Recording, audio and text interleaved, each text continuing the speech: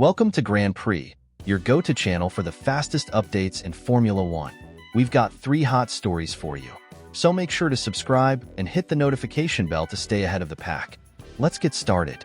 The Pirelli tire tests have officially wrapped up at the Barcelona circuit, with Ferrari and McLaren on track to evaluate prototype tires for the 2026 season. The test provided an opportunity for teams to gather data on the next generation of tires, although Pirelli has emphasized that lap times from these sessions are not truly indicative of performance, as different testing programs, fuel loads, and track conditions varied throughout the day.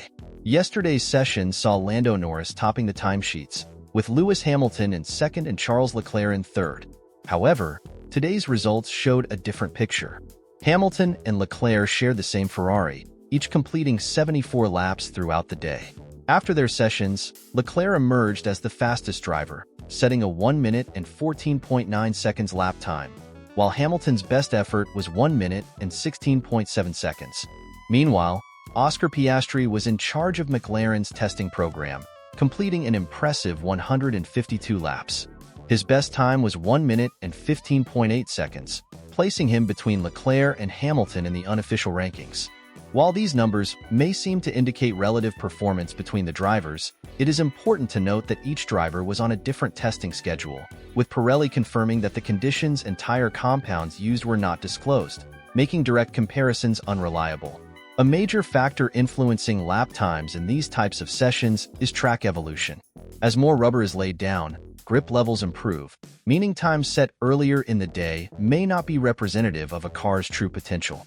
Additionally, fuel loads and specific testing objectives significantly impact lap times. Some teams may prioritize long-run consistency, while others focus on one-lap pace. The next stage of testing is set to take place next week at the Jerez circuit, with cars hitting the track on Thursday and Friday. Unlike Barcelona, Alpine will now join the test sessions, participating across both days, while McLaren and Mercedes will each take part in one day of testing. With Hamilton now driving for Ferrari alongside Leclerc, many are eager to analyze their early performances together. However, these tire tests provide little clarity regarding their actual pace against each other. The true balance of power between the two drivers will only become apparent once official pre-season testing begins and teams run representative setups. Do you think these early test results give us a glimpse into what's to come in 2025? Or is it too early to draw conclusions from these sessions? Let us know your thoughts. Exciting news coming from Aston Martin and their new lead designer, Adrian Newey. To make sure you don't miss any updates, subscribe and turn on notifications. If you enjoy clear, objective content like this, leave a like to support our work. Since the start of the year, Formula One teams have been focused on 2 main objectives. The first is finalizing their 2025 cars, with some teams introducing major upgrades while others choose minor adjustments to save costs. The second focus is developing their 2026 cars, as the FIA has officially allowed teams to begin working on the next generation vehicles as of January 1st. This ensures that all teams have equal time to develop their designs. Among those set to benefit most from these changes is Aston Martin, which has been making significant strides in improving its technical team and facilities. The team is completing the construction of a brand new factory, including a state-of-the-art wind tunnel that will be the most advanced in Formula One. Currently, Aston Martin relies on Mercedes' wind tunnel, which, despite being functional, is not as modern as some of its competitors. According to Spanish outlet Marca, Aston Martin has already started working on their 2026 car, with their new wind tunnel in its final calibration phase and expected to be fully operational soon. This means that by the time Adrian Newey officially starts his role with the team in early March, he will have access to cutting-edge facilities, giving the team a major advantage. Using an outdated wind tunnel has been a limiting factor for Aston Martin. Similar issues have been observed at Mercedes, where teams have struggled with data correlation, meaning that the results obtained in the wind tunnel do not always match what is seen on track.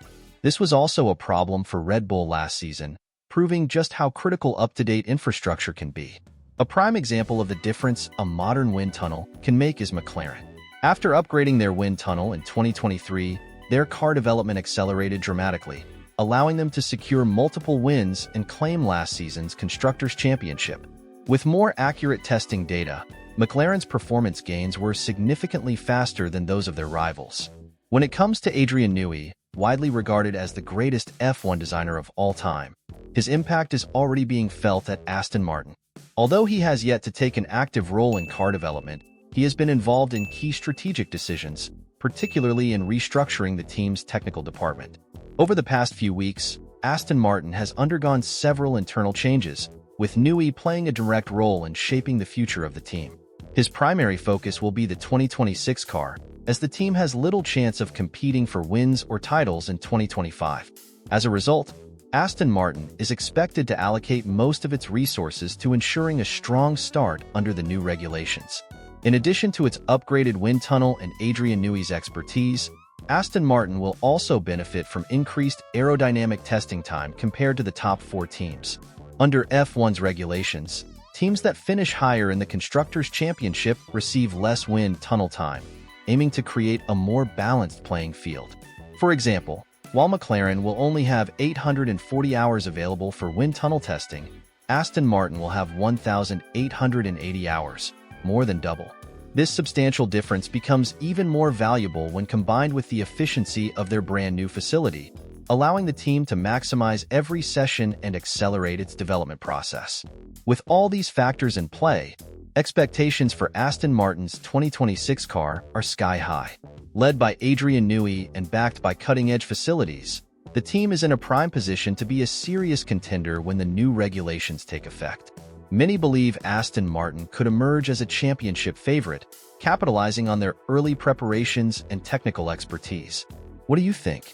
Could Aston Martin be the surprise of 2026 with Newey's leadership and a brand new wind tunnel? Let us know your thoughts in the comments. Breaking news this Wednesday morning. To stay updated on everything happening in Formula One, make sure to subscribe and turn on notifications. If you enjoy clear and direct content without unnecessary fillers, leave a like to support our work. Today's major announcement comes from Ferrari, which has been actively preparing for the 2025 season and has now confirmed its reserve drivers for the upcoming championship. The team has decided to retain Antonio Giovinazzi for another year while also signing Zhou Guanyu, who raced for Sauber last season but found himself without a seat for 2025. Now, he joins Ferrari as a reserve driver, ensuring he stays involved in the sport and keeps his chances alive for a potential return as a full-time driver in 2026. Since his departure from Sauber, Zhou has been vocal about his desire to remain active in Formula One, aiming for a comeback in the near future.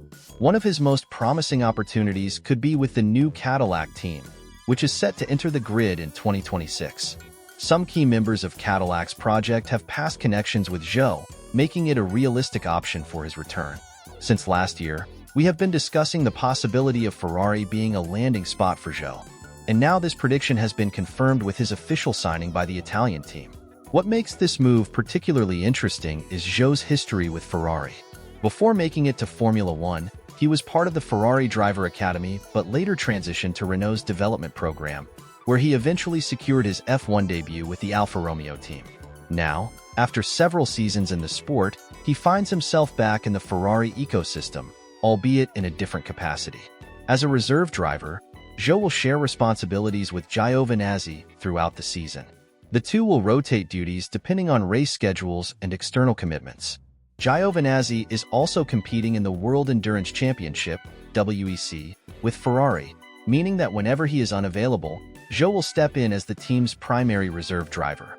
This arrangement gives Zhou a crucial opportunity to remain active within the sport, potentially proving his worth and attracting the attention of teams looking for a full-time driver in 2026. One of the most logical destinations for Zhou's future remains Cadillac, which will be making its Formula One debut in 2026. Adding to the speculation, Cadillac will be powered by Ferrari engines, further strengthening the ties between the two teams. Given Zhou's connection with Cadillac's management and now his association with Ferrari, it would not be surprising to see him emerge as a leading candidate for a race seat in their inaugural season. For now, Zhou's priority will be to maximize his role as a reserve driver, ensuring he stays sharp and in the conversation for a return to the grid. With driver market movements always unpredictable, any opportunity that arises could allow him to make a strong case for himself. The upcoming season will be crucial for his long-term prospects in Formula One, and his new role at Ferrari keeps him in a prime position to capitalize on any unexpected developments.